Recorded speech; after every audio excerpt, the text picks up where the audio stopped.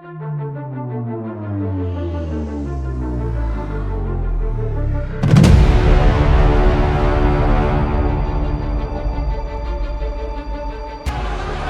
मणिपुर में अपनी मां की हत्या की बात कर रहा हूं। मैं आदर से बोल रहा हूं, आपने मेरी मां की हत्या की मणिपुर में। एक मेरी मां यहां बैठी है, दूसरी मां को आपने मणिपुर में मारा है। और हर रोज जब तक आप हिंसा को बंद नहीं करोगे तब तक आप मेरी मां की हत्या कर रहे हो। हिंदुस्तान की सेना मणिपुर में एक दिन में शांति ला सकती है। हिंदुस्तान की सेना का प्रयोग नहीं कर रहे हो क्योंकि आप हिंदुस्तान को मणिपुर में मारना चाहते हो। भारत माता की हत्या आपने मणिपुर में की। नमस्कार, मी राहुल कुलकर्णी, एबीपी माझामध्ये जगभरातल्या सर्व प्रेक्षकांचं स्वागत आहे। काहीच मिनिटापूर्वी काँग्रेस पक्षाचे नेते आणि जे नुकतेच लोकसभेमध्ये सर्वोच्च न्यायालयाच्या त्यांना गुजरातमध्ये मिळालेल्या शिक्षेच्या स्थगितीनंतर सभागृहामध्ये आलेले ते श्री राहुल गांधी यांचं घणाघाती भाषण संपलं। घणाघाती अर्थ अशा अर्थाने की राजकीय नेता ज्यावेळेला राजकीय भाषण करत असतो, कारण कुठेही राजकीय नेते बोलतात त्यावेळेला त्याच्यामध्ये राजकीय भावार्थ असतो, तर त्याच्यातनं ज्यांच्यासाठी तो मेसेज द्यायचा आहे त्यांच्यापर्यंत तो पोहोचलाय का हे फार महत्वाचं असतं। आणि म्हणून 12:10 श्री राहुल गांधी यांनी भाषण सुरू केलं। 12:46 ते संपवलं। बराचसा काळ सत्ताधारी पक्ष त्यांना गोंधळ करून प्रत्युत्तर देण्याचा प्रयत्न करत होता। किरण रिजिजू यांनी त्यांनी नेहमीची जी भारतीय जनता पार्टीची मांडणी असते की तुमचीच सत्ता अनेक वर्ष होती तर तुम्ही काय केलं अशा पद्धतीचा प्रतिवाद करण्याचा प्रयत्न केला। पण श्री राहुल गांधी यांनी आज जे भाषण केलं त्याच्यामागे बरेच राजकीय अर्थ आहेत। एक तर त्यांना स्वतःलाच एक नैतिक अधिकार आहे की ह्या सरकारला मणिपूरचा प्रश्न नीट हाताळता आलेला नाही, तिथे असलेल्या मुख्यमंत्र्यांनी राजधर्म पाळला नाही, तिथलं प्रशासन सपशेल फेल गेलं। तिथे काल आसाम रायफलच्या विरोधामध्ये म्हणजे भारतीय सैन्याच्या विरोधामध्ये मणिपूर पोलिसांनी गुन्हा दाखल केलाय आणि पूर्णपणे कायदा आणि सुव्यवस्था ही ढासळलेली आहे। अशा वेळेला श्री राहुल गांधी यांनाच तो नैतिक अधिकार होता की ते तिथे गेले, तिथल्या दोन्ही समुदायाच्या मंडळींशी ते बोलले, कारण त्यांच्या भाषणाची जी मांडणी आहे ती वेल स्क्रिप्टेड होती आणि त्यातनं मणिपूर हा राजकीय विषय 2024च्या निवडणुकीमध्ये पण त्यांना आणायचा आहे असं दिसतं आहे। कारण मी श्री अरविंद सावंत यांना हा प्रश्न विचारला होता की हा मुद्दा 2024च्या निवडणुकीमध्ये किती महत्वाचा ठरेल, कारण जितके काळ मणिपूरचा विषय चिघळत राहील तितका काळ भारतीय जनता पार्टीला हा प्रश्न सतावत राहील। नेमका ह्याच गोष्टीचा श्री राहुल गांधी यांनी आपल्या भाषणामध्ये पुरेपूर असा वापर केला। सुरुवात त्यांनी अर्थात कशी केली तर त्यांची जी 130 दिवसाची भारत जोडो यात्रा होती त्या यात्रेमध्ये यात्रा करण्याआधीचा त्यांना असलेला जो अहंकार आहे, कारण त्यांना कुठे जोडायचं होतं अहंकाराशी, तर वैयक्तिक पातळीवरचा जो अहंकार आहे की मी रोज इतके तास रनिंग करत होतो, इतके किलोमीटर मी धावत होतो, त्यामुळे अगदी सहजपणे मला हे जमेल असा जो वैयक्तिक अहंकार होता तो अहंकार माझा कसा लगेच तुटला आणि तो तुटला हे मी मान्य करतो आहे हा सांगण्यामध्ये एक राजकीय शहाणपण आहे। ते राजकीय शहाणपण काय तेही आपण समजून घेऊ। मग आधी त्यांनी मांडणी कशी केली तर भारत जोडो यात्रेची माझी जी सुरुवात झाली ते मलाच माहिती नव्हतं की मी का आलोय। खरं म्हणजे याच्यावरती भारतीय जनता पार्टीची आयटी टीम जी आहे ती कशी रिॲक्ट करते ते कळेलच थोड्या वेळामध्ये। पण त्यांनी मांडणी अशी केली की मी ज्या वेळेला भारत जोडो यात्रेची सुरुवात केली आणि समुद्रापासून ते हिमालयाच्या रेंजपर्यंत मी चालत गेलो त्या काळामध्ये माझा अहंकार हळूहळू तुटत गेला। म्हणजे मला जे वाटत होतं की हा देश मला कळलाय किंवा समजून घ्यायचा आहे तो मी समजून घेत गेलो आणि मग त्यातली त्यांनी काही एक छोट्या मुलीचं उदाहरण दिलं, एका शेतकऱ्याचं उदाहरण दिलं आणि तिथे त्यांनी पहिल्यांदा जो मुद्दा मांडला तोच पुन्हा भाषणाच्या शेवटी मांडलाय। म्हणून भाषणाच्या पहिल्या भागामध्ये एक शेतकरी त्यांना भेटला की ज्या शेतकऱ्यांनी त्यांना सांगितलं की माझं कापसाचं उत्पन्न अत्यंत कमी आलेलं आहे आणि मग मी त्याला विचारलं की तुला मग पीक विमा मिळाला का। त्यावेळेला तो शेतकरी म्हणाला की नाही मला पीक विमा नाही मिळाला आणि तिथे त्यांनी पहिल्यांदा आपल्या भाषणाचा शेवट कुठं असेल याचा सूतोवाच केला। आणि अर्थात कॉर्पोरेट भारतामध्ये जे आहे कॉर्पोरेट जगत जे आहे ते या सरकारमध्ये फार ताकदवान झालेलं आहे, त्यांच्याकडेच सगळे पैसे जातात अशी वगैरे ती पहिली मांडणी होती। आणि मग त्याच्यानंतर माझा वैयक्तिक अहंकार हा कसा कमी होत गेला असं सांगत मग ते मणिपूरवरती आलं आणि मणिपूरमध्ये आल्यानंतर मात्र त्यांना ह्या अविश्वास ठरावावरती बोलत असताना 2024च्या निवडणुकीमध्ये सर्वसाधारणपणे इंडिया ह्या फोरमचा राजकीय अजेंडा काय असेल तो अजेंडाही त्यांनी मांडला आणि मणिपूर सारख्या अत्यंत गंभीर विषयावरती तितक्याच संवेदनशीलपणे श्री राहुल गांधी बोलले. कारण घटनाच इतक्या विदारक घडलेल्या आहेत. मी तिथे होतो 8 दिवस. प्रत्येकाकडे तुम्ही जा, प्रत्येकाची एक स्वतःची कहाणी आहे आणि त्याची मांडणी करत असताना मणिपूर सारख्या अत्यंत महत्वाच्या राज्याची तुम्ही सरळ सरळ 2 भागात विभागणी केली अशी त्यांनी मांडणी केली. म्हणजे ज्यांना मणिपूर माहिती आहे, मणिपूर हे एका फुटबॉलच्या मैदानासारखा असलेला भूभाग आहे की जो मधला भाग आहे त्याला व्हॅली म्हणतात, जिथे सगळा मैती समुदाय आज एकत्रित झालेला आहे आणि जो वरचा पेरिफेरी आहे किंवा डोंगराळ भाग आहे त्या भागामध्ये कुकी समुदाय आहे. आणि मग त्यांनी सांगितलं की आपल्याच लोकांची सरळ सरळ 2 भागात तुम्ही विभागणी केली आहे अशी मांडणी करत असताना पुढे जो त्यांनी मुद्दा मांडला, जो आपण मधल्या ओळीमध्ये टॅग केलाय, की तुम्ही भारत मातेचे हत्यारे आहात, तुम्ही देशप्रेमी नाही, तुम्ही देशद्रोही आहात, अशा पद्धतीची मांडणी करत असताना त्यांनी मणिपूरमधली काय स्थिती आहे. कारण मी म्हटलं ना, हे भाषण अत्यंत व्यवस्थित स्क्रिप्टेड होतं. 2 समुदाय आपापसामध्ये भांडतायत. दोन्ही समुदायामध्ये भारतीय जनता पार्टीचं राजकीय अस्तित्व आहे. काँग्रेस पक्ष कोणी एकेकाळी या भागामध्ये राजकीयदृष्ट्या अत्यंत सक्षम होता. पुढे चालून हा राजकीय विषय महत्वाचा ठरणारच आहे. आणि मग दोन्ही समुदायातल्या एका कॅम्पमध्ये, मी रिलीफ कॅम्पमध्ये गेलो, जसं मी तिथे गेलो होतो, दोन्ही समुदायातल्या रिलीफ कॅम्पमध्ये हजारो लोकांच्या हजारो कहाण्या आहेत आणि अत्यंत हृदयद्रावक आहेत. पहिली कहाणी त्यांनी सांगितली की मी एका महिलेला भेटलो. त्या महिलेनं मला सांगितलं की मैंने उससे पूछा की क्या हुआ, तर त्या महिलेनं मला सांगितलं की माझा एकुलता एक मुलगा हा गोळी लागून माझ्यासमोर मेला. मी रात्रभर त्याच्या मृतदेहाशेजारी बसले होते. नंतर मला भीती वाटली आणि मग मिळेल ते सामान घेऊन मी पळून आले. And this is the reality. ही वस्तुस्थिती आहे की आपले आप्तजन, आपलं राहतं घर हे जळलेलं सोडून दोन्ही समुदायाचे लोक एकमेकांच्या भागामध्ये जिथे त्यांचं प्राबल्य तिथे पळून गेले.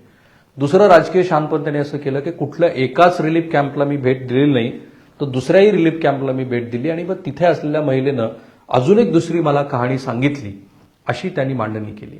आणि ती करत असताना त्यांना जो मुख्य भाग सांगायचा होता की तुम्ही कुठले देशप्रेमी, या भागाकडे श्री राहुल गांधी आले आणि त्यांनी तिथे थेट घणाघात केला, तो अहंकार या विषयावरती. मला असं वाटतं की 2024च्या निवडणुकीमध्ये सर्वसाधारणपणे इंडियाची जी काही मांडणी असेल ती श्री नरेंद्र मोदी यांचा जो वैयक्तिक अहंकार आहे असं जे प्रोजेक्शन केलं जात आहे त्याच्यावरती असणार आहे. कारण मणिपूरमध्ये मी गेलो पण देशाचे पंतप्रधान गेलेले नाहीये, त्यांना अद्याप वेळ मिळत नाहीये. आणि मग त्या ठिकाणी असलेली स्थिती पाहता असाच व्यक्ती हे असं करू शकतो की ज्या व्यक्तीला या देशाबद्दल प्रेम नाहीये, जो व्यक्ती या देशाच्या विरोधामध्ये, किंवा त्या व्यक्तीला स्वतःबद्दलचा अहंकार खूप मोठा आहे. आणि भाषणाच्या शेवटी जी त्यांनी मांडणी केली त्या मांडणीमध्ये इथे त्यांनी पहिल्यांदा अहंकार हा शब्द वापरला. भाषणाच्या शेवटी त्यांनी उदाहरण दिलं तर थेट रावणाचं. रावण हा 2च व्यक्तीचा ऐकत होता. खरं तर मला तिथं असं वाटलं होतं की अंबानी आणि अदानी हा संदर्भ येतो की काय, पण हल्ली बहुतेक अंबानी यांचं नाव घेण्याकडे काँग्रेस पक्ष तितका जोरकसपणे प्रयत्न करताना दिसत नाही. त्यांनी सांगितलं की रावण 2च लोकांचा ऐकत होता. रावण फक्त 2च लोकांचा ऐकत होता. एक होता मेघनाद आणि दुसरा होता कुंभकर्ण. आणि ह्या सरकारमधले माननीय पंतप्रधान जे वैयक्तिकरित्या खूप अहंकारी आहेत तेही 2च लोकांचा ऐकतात, ते श्री अमित शहा आणि दुसरं म्हणजे अदानी. त्यांची सुरुवातीपासूनची भारत जोडो यात्रेतली जी मांडणी आहे की हे सरकार सूटबुटकी सरकार आहे आणि हे सरकार हे अदानी आणि अंबानीचं आहे, त्याला मणिपूरची पुन्हा एकदा जोडून घेऊन 2024च्या निवडणुकीमध्ये सर्वसाधारणपणे ह्या सरकारच्या विरोधातला कुठला राजकीय प्रचाराचा भाग असेल तो त्यांनी मांडला. 1, माननीय पंतप्रधान हे अहंकारी आहेत. 2, ते राजकीय स्वार्थापोटी आपल्या देशाच्या हिताकडेही दुर्लक्ष करतात आणि म्हणून एकीकडे मणिपूर जळत असताना, भारत माता जळत असताना त्यांना मणिपूरला भेट द्यावी असं वाटलं नाही, अशा पद्धतीची सर्वसाधारण त्यांनी मांडणी केली. पंतप्रधान का गेले नाहीत, खरं तर ह्या प्रश्नावरती मणिपूरमधल्याही लोकांना आश्चर्य की ज्या कुकी समुदायामध्ये की जो तसा ख्रिश्चन बहुल आहे, मैती समुदाय की जो तसा हिंदू बहुल आहे, त्या दोन्हीही समुदायामध्ये भारतीय जनता पार्टीचं राजकीय अस्तित्व मोठ्या प्रमाणात आहे. आत्ताच 2-3 दिवसापूर्वी कुकी समुदायाच्या संघटनेनं तिथल्या सरकारचा पाठिंबा काढून घेतला असला तरी सुद्धा तिथे 7 आमदार हे भारतीय जनता पार्टीचे होते कुकी समुदायातले. त्यातले 2 आमदार हे मंत्री आहेत. आणि मैतीय समुदायामध्ये की ज्या 60 विधानसभेच्या जागा आहेत त्यामध्ये प्राबल्य मैतीय समुदायाचं आहे आणि तिथे भारतीय जनता पार्टीचं अस्तित्व खूप चांगलं आहे. कारण 60 पैकी 53 आमदार हे या सरकारला पाठिंबा देणारे भारतीय जनता पार्टीचे आहेत. मग असं असून सुद्धा केंद्रीय नेतृत्वाला हा प्रश्न का मिटवता आला नाही, म्हणजे विशेषतः राजधर्म पाळण्यामध्ये मुख्यमंत्री कमी पडले हे स्पष्ट झाल्यानंतर सुद्धा आज 120 दिवस होत आले, मणिपूर पेटलेलं आहे, जळतं आहे, तरीही पंतप्रधानांना हा प्रश्न मिटवता आला नाही. तो मुद्दा घेऊन त्यांनी पंतप्रधानावरती वैयक्तिक स्वरूपाच्या टीका केल्या आणि त्याच्यामध्ये पंतप्रधानाची तुलना त्यांनी रावणाशी केली. आणि रावणाशी करत असताना रावणाच्या अहंकारामुळे लंका जळाली, हनुमानानं ती जाळली नाही असं सांगून इतक्या थेटपणे अलीकडच्या काळामध्ये माननीय पंतप्रधानावरती श्री राहुल गांधी यांनी चढवलेला हा थेट हल्ला आहे. आणि मग ते करत असताना या अहंकारामुळेच तुमची सत्ता जाईल असं ते सुचवत आहेत. मग हरियाणामध्ये जे सुरू आहे तेही तुम्ही घडवत आहात, मणिपूरमध्ये जे आहे तेही तुम्ही घडवत आहात, अशा पद्धतीची त्यांची मांडणी होती. आणि या मांडणीमध्ये त्यांचा जो कोर मुद्दा आहे की हे सरकार हे प्रकार आहे, अशा पद्धतीच्या मांडणीकडे त्यांनी पूर्णपणे लक्ष दिलं. आणि मग बाकीचे बरेच मुद्दे जे होते की मला भारत जोडोमध्ये काय दिसलं, तर भारत हा एक आवाज आहे. तो आवाज हा विविधतेने नटलेला आहे. म्हणजे मी या भागात आलो होतो, इथे मला जे दिसलं ते एक आपला देश जो विविधतेने नटलेला आहे तो देश कसा आहे ते सांगणार आहे. 130 दिवसामध्ये मला जो भारत कळला तो असा आहे की जो विविधतेने नटलेला आहेच, पण त्याचा एक स्वतःचा आवाज आहे, तो एकमुखी आहे. म्हणजे त्यांचं एक पहिलंच वाक्य तर त्यांनी जो हिंदी एक फ्रेज दिला तो असा आहे, जो शब्द दिल से आते हैं वह दिल में जाते हैं. म्हणजे मी जे काही बोलतो आहे ते हृदयापासून आलेलं आहे आणि म्हणून ते हृदयापर्यंत जाईल. आणि मग सुरुवातीलाच त्यांनी माननीय सभापतीचे आभार मानले की तुम्ही मला लोकसभेमध्ये परत यायची संधी दिली. आणि ते सांगत असताना मी मागच्या वेळेला अदानी संदर्भामध्ये सरकारवरती टीका केली म्हणून मला ते भोगावं लागलं आणि म्हणून मला लोकसभेतनं निष्कासित केलं. अर्थात हा जो सुरत न्यायालयाचा निवाडा आहे तो निवाडा मॅक्सिमम पनिशमेंटवरती का आला याच्याबद्दल सर्वोच्च न्यायालयाने सुद्धा प्रश्न विचारला. म्हणजे सर्वोच्च न्यायालय असं म्हणालं की सुरत न्यायालयानं ज्यावेळेला श्री राहुल गांधी यांना 2 वर्षाची अधिकतम शिक्षा दिली त्यावेळेला त्याचं कारण सांगितलं नाही, किंवा गुजरात न्यायालयानं सुद्धा उच्च न्यायालयानं सुद्धा ती शिक्षा कायम ठेवत असताना तो जो 2 वर्षाचा अधिक शिक्षेचा मुद्दा होता तो का मानला हे सांगितलं नाही. श्री राहुल गांधी यांनी त्याच्याकडेच बोट केलं की मला जी काही शिक्षा घडली ती मी अदानी यांच्यावरती केलेल्या टीकेमुळे घडली आणि त्याच्यामुळे मला हे भोगावं लागलं. म्हणजे सुरुवात तशी केली आणि शेवटही त्यांनी हे सरकार हे अहंकारी आहे, ते अदानीच आहे, अशा पद्धतीची त्यांची मांडणी होती.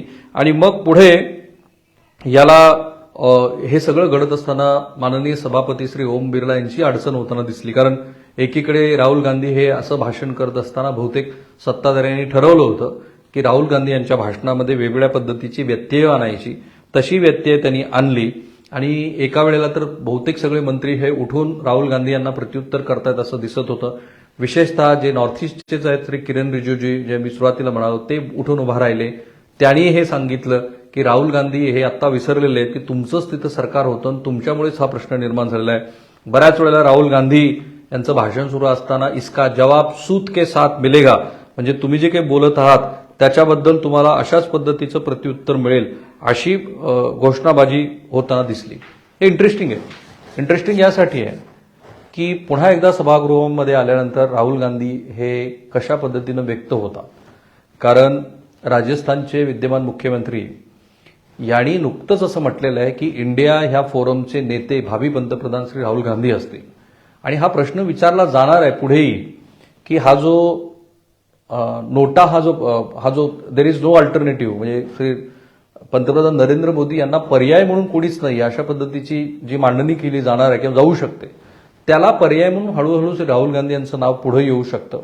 आणि अशा वेळेला राहुल गांधी यांचा सभागृहातला आश्वासक वावर हा इंडिया ह्या फोरमसाठी अत्यंत महत्वाचा ठरू शकतो. आज त्या पद्धतीची मांडणी राहुल गांधी यांनी केली. काल ते भाषण करतील असं अपेक्षित होतं, आज ते बोलले. आता याला अर्थातच सत्ताधारी कसं प्रत्युत्तर देतात त्याचंही आपल्याला विश्लेषण करावं लागणार आहे. कारण श्री अमित शहा हे बोलणार, त्यानंतर देशाचे पंतप्रधान बोलतील आणि पंतप्रधान सर्वसाधारणपणे काय बोलतील तर या भाषणामध्ये त्यांनी उपस्थित केलेले जे मुद्दे आहेत, अहंकार, तुम्हीच भारत मातेचे विरोधक आहात, तुम्हीच हा देश तोडत आहात वगैरे, याचा आपल्याला अंदाज आहे. पण तरीही ते भाषण खूप महत्वाचं, रंजक ठरणार आहे. कारण सर्वसाधारणपणे काहीच महिन्यावरती येऊ घातलेल्या लोकसभा निवडणुकीच्या दृष्टीनं ज्याला आपण बॅटल लाईन म्हणतो, ती बॅटल लाईन ही हळूहळू स्पष्ट होताना दिसते आहे. आजच्या राहुल गांधी यांच्या भाषणातनं ती दिसली की साधारणपणे ह्या सरकारवरती हे अहंकारी, कॉर्पोरेटचं हित पाहणारे, सर्वसामान्यांच्या विरोधातले आणि देशाच्या एकतेला भंग करणारं सरकार आहे, अशी ही मांडणी असणार आहे. तो थांबूया आपण इथे. कुठलीही राजकीय घडामोड घडली की लगोलग त्याचं विश्लेषण आपण अत्यंत तटस्थपणे करतो, ते तुम्हाला आवडतंय. हे करतच असताना, तुमचं मत व्यक्त करत असताना माझं आणि एबीपी माझाचे जेवढे म्हणून सोशल मीडिया प्लॅटफॉर्म आहेत ते सगळे फॉलो करायला लागा. कारण तुमच्या ह्या ज्या कमेंट्स आहेत त्या महत्वाच्या आहेत. त्यातल्या महत्वाच्या कमेंटची आम्ही मनपूर्वक दखल घेत असतो. एबीपी माझा, उघडा डोळे बघा नीट.